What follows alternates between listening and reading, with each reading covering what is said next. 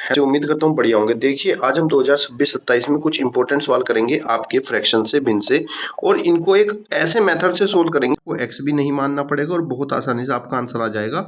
और अगर आपने ये तरीका सीख लिया तो कभी भी आप जिंदगी में, पेपर में नहीं, जिंदगी में कभी भी आप भिन्न के सवाल गलत नहीं कर पाओगे। बस जो मैं कंसेप्ट बताऊं उस कंसेप्ट को ध्यान से समझ लेना। तो चलिए शुरू करते हैं और इसको कैसे करना है वो समझते हैं। पहले हम थोड़ा सा भिन्न के बारे में जानेंगे कि भिन्न क्या होती है, फ्रैक्शन क्या होता है। फ्रैक्शन क्या होता है? आपका न्यूमरेटर और डिनोमिनेटर की फॉर्म होती है। इसका मीनिंग क्या है न्यूमरेटर और डिनोमिनेटर का? मान लीजिए आपने 3/4 लिखा हुआ है और 3/4 को अगर आप दर्शाते हो इस तरीके से, तो 3/4 आपका क्या बताता है कि भाई ये जो सर्कल है ये 4 पार्ट में पूरा डिवाइड है और इस चारों पार्ट में से 3 पार्ट आपके कलरफुल, यानी कि 3 ही जो हिस्सा है वो 3/4 को दर्शाता है। वैसे ही अगर यहाँ पे आप 2/3 करते हैं तो इसका मतलब क्या है कि कोई भी चीज़ है वो 3 पार्ट में इक्वली डिवाइड है और 3 पार्ट में से 2 हिस्से उसके कलरफुल हैं या 2 हिस्से उसमें माने गए हैं, उसको हम 2/3 बोलते हैं। क्लियर बच्चे? अब इसी कंसेप्ट को अगर हम यहाँ पे क्वेश्चन में अप्लाई करते हैं तो हम चुटकियों में सवाल को सोल्व कर सकते हैं। देखो, मोहित एक पुस्तक का 3/8 भाग पहले दिन पढ़ता है और 1/8 भाग दूसरे दिन पढ़ता है। शेष पुस्तक को वह तीसरे दिन पढ़ता है। बताओ तीसरे दिन मोहित ने कितना भाग पढ़ा। अब इस पे अगर आप यहाँ पे ध्यान दो तो इसमें क्या कहा गया है? पहले दिन। पहले दिन जब उसने पढ़ा तो पहले दिन उसने 3/8 भाग पढ़ा। फिर यहाँ पे सेकंड डे हुआ, दूसरा दिन, दूसरे दिन उसने 1/8 भाग पढ़ा। अब ये पूछ रहा है थर्ड डे में जो बचा हुआ पार्ट है वो सारा उसको पढ़ना होगा। अब यहाँ पे देखो बच्चों, यहाँ पे डिनोमिनेटर में 8 है, यहाँ पर भी 8 है, तो इसका मतलब क्या हुआ कि उस किताब में कुल 8 पेज हैं। 8 में से 3 उसने पहले दिन पढ़ लिए, 3 हटा दो। 8 में से 1 पेज उसने अगले दिन पढ़ लिया, ये भी हटा दो। तो 8 में से कितना हो जाएगा? 3 जाएगा 5 और 5 में से 1 जाकर 4। तो अभी उसके पास 8 में से 4 पेज बचे हैं। अब ये कह रहा है बताओ तीसरे दिन मोहित ने उस पुस्तक का कितना भाग पढ़ा।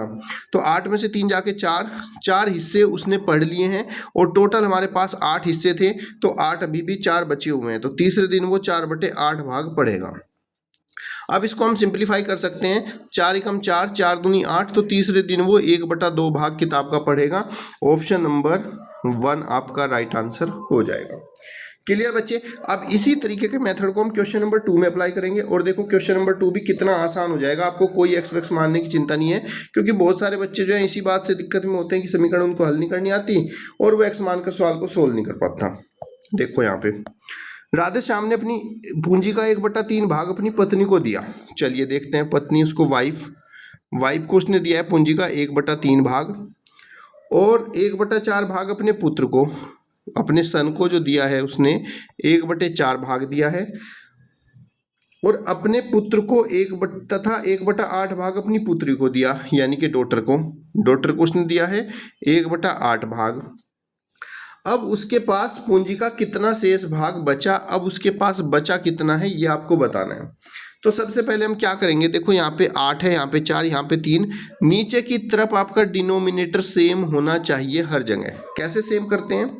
ऐसी संख्या देख लो जो 3, 4 और 8 के पहाड़े में आ जाए। 3, 4, 8 के पहाड़े में आपका आएगा क्या? 24। तो सबको हमें 24 बनाना है। 24 बनाने के लिए 3 से गुणा करेंगे, 3 एकम 3 और 8 दिया 24। यहाँ पर भी 24 बनाएंगे, 6 से मल्टीप्लाई कर लेंगे, 6 एकम 6, 6 चौक 24। यहाँ पर भी 24 बनाएंगे तो 8 से मल्टीप्लाई कर लेंगे, 8 एकम 8 और 8 दिया 24। अब देखो यहाँ पर हमारा डिनोमिनेटर सेम हो गया, यानी कि ये जो राधे श्याम है इसके पास कुल पूंजी कितनी थी? 24 रुपये थे। ऐसे मान सकते हैं इसके पास कुल पूंजी कितनी थी? 24 थी। 24 में से इसने 8 वाइफ को दिया, 6 बेटे को दिया, 3 इसने अपनी डॉटर को दिया। इन तीनों को प्लस कर लो, 8 + 6 + 3 कितना हो गया? 6 3 9 8 17। तो 24 में से उसने 17 दे दिया, माइनस कर लो, 24 में से 17 घटाएंगे, 14 में से 7 गया आपका 7 बचेगा और भाई साहब इधर 1 में से 1 गया 0, तो 7 ही बचेगा। अभी उसके पास उस पूंजी का 7 भाग बचा हुआ है, किस में से, 24 में से, क्योंकि टोटल कितनी हो गई थी पूंजी बराबर बनाने में, 24। तो अब उसके पास बचा है 7/24 भाग, अभी भी शेष बचा हुआ है। यही आपका आंसर आ जाएगा, ऑप्शन नंबर 3 राइट आंसर। जब भी इस तरह का प्रश्न आए ना, तो आपको नीचे वाली संख्या यानी कि जो हर है उसको समान बना लेना है। और समान बनाने का तरीका क्या है, ऐसी संख्या देख लो जो तीनों के पहाड़े में आती है, ऐसे बना लो, या इनका एलसीएम भी निकाल सकते हो। अब एलसीएम में भी बहुत से बच्चों को नहीं आता, तो आप ऐसी संख्या देख लेना जो इनके पहाड़े में आ जाती है। और क्योंकि आप नवोदय की तैयारी कर रहे हो, तो पहाड़े तो आपको 20 तक बहुत अच्छे से आने चाहिए। चलिए देखते हैं, ये भी प्रश्न बिल्कुल इसके जैसा ही है और ऐसे ही हम इसको करेंगे। अगर आपको आ रहा है तो आप भी इसका आंसर दे सकते हो। क्या बोला है प्रश्न में, किसी धन का 1/5 भाग 100 है, किसी धन का 1/5 भाग। इसका मतलब क्या हुआ, यानी कि ये धन 5 भागों में बटा हुआ है बराबर, 5 भागों में बटा हुआ है बराबर। 5 में से जो एक भाग है, ये एक हिस्सा 100 के बराबर है। कह रहा इस धन का 3/5 भाग क्या होगा, यानी कि 5 में से तीसरा हिस्सा क्या होगा। एक हिस्सा जब 100 के बराबर है तो दूसरा हिस्सा भी 100 के बराबर होगा, तीसरा हिस्सा भी 100 के बराबर होगा। तो ये इस धन का 3/5 भाग किसके बराबर हो जाएगा, 300 के बराबर होगा। आगे आंसर ऐसे भी कर सकते हो, या फिर ऐसे देख लो, इसमें का इस धन का 1/5 भाग किसके बराबर है, 100 के। टोटल धन 5 है, ऊपर वाला हिस्सा 1 है, और ये 1 किसके बराबर है आपका, 100 रुपए के। पूछ क्या रहा है, 3/5 भाग, देखो हर दोनों में समान है। 3/5, जब एक हिस्सा 100 के बराबर है तो तीसरा हिस्सा किसके बराबर होगा, 100 गुणा 3 करोगे तो 300 के बराबर हो जाएगा। क्लियर बच्चे। अगला प्रश्न देखो, एक धन का 1/3 भाग रमेश को, शेष भाग राजू को दिया। यदि राजू को 524 मिले तो रमेश को कितना धन मिला, ये बताना। एक धन का 1/3 यानी कि धन के टोटल 3 हिस्से हैं, और 3 हिस्से में से केवल 1/3 भाग रमेश को, और बाकी भाग जो है किसको दिया, राजू को। यानी कि ये भाग सिर्फ किसको मिला, रमेश को, और बाकी का जो बचा हुआ भाग है वो किसको दिया गया, राजू को। तो राजू को इसके 2 हिस्से मिले हैं, एक ये वाला, ये वाला, और ये दोनों हिस्से किसके बराबर है, 524 के। तो एक पार्ट किसके बराबर होगा, 524 को 2 से भाग कर दोगे, 2 दूनी 4, 2 6 12, 2 दूनी 4, एक हिस्सा 262 के बराबर मिला। पूछ रहा रमेश को कितना मिला, रमेश को तो बेचारे को एक हिस्सा मिला था, वही 262 के बराबर हो जाएगा। ऑप्शन नंबर 3 आपका राइट आंसर आ जाएगा। अगला प्रश्न है, 14/5 को उचित भिन्न बनाने के लिए इसके हर में कम से कम क्या जोड़ा जाना चाहिए। तो पहले समझ लो उचित भिन्न क्या होती है। ये उचित भिन्न, उचित भिन्न बोलते हैं जब न्यूमरेटर डिनोमिनेटर अंश और हर में आपका अंश जो है ये छोटा होना चाहिए हर से। अब देखो अंश है 14 और हर है 5, तो इसको बनाने के लिए कम से कम क्या जोड़ें, तो हम क्या करेंगे, 14 में से 5 को माइनस कर लेंगे।